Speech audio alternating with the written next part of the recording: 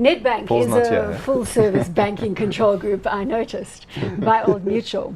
Market cap, 111.8 billion rand. It has a PE ratio of 9.85 and a dividend yield of 5%. Also got an overhang here because we're seeing potential Old Mutual split up. Quickly, let's look at that share price graph. It's not reflecting that overhang to the same level that we've seen the sell-off in Barclays Africa.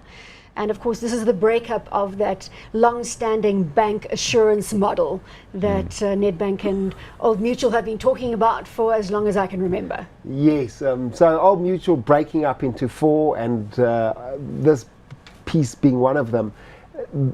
I don't think it's as calamitous to Nedbank as, say, Barclays.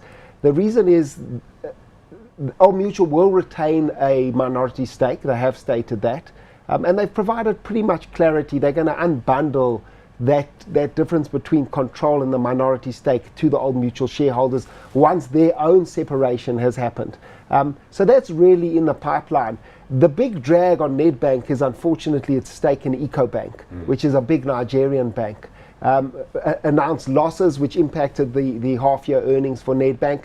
But the good news is EcoBank seems over its own problems, and it announced an increase in earnings, which you'll see come through in the next set of Nedbank results. So actually, I think largely Nedbank, a lot of its troubles behind them, and going forward, it looks like quite a good story. And there you see an example of a persistent long-term strategy. It's not as though Nedbank is pulling the rug under its feet from the Eco stake that it has, the EcoBank stake. It's actually holding and saying, this is cyclical, it will turn. Nigeria is 165 million strong in terms of population. You need that banking exposure in such an economy. I think if you look at the map where EcoBank actually operates, it's basically the entire of sub-Saharan Africa. They've got a big presence all over, and it's not just Nigeria. It's a lot of economies that you were alluding to earlier that are growing quite nicely.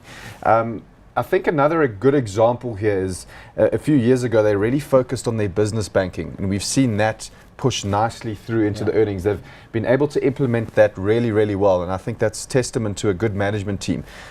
So a very well-run bank. Yeah. Hot or not, Lance? Hot on Nedbank. And are you going to make it a full call on the hot side of things? We've got an incredible amount of well-run banks in this country, a great capital system because of them, and I'm generally optimistic about the South African economy over the next 5 years, so I'm going to be hot on Nedbank with all of them. We're calling it 4 out of 4. That's it. Well, there we go. We've got a double hot.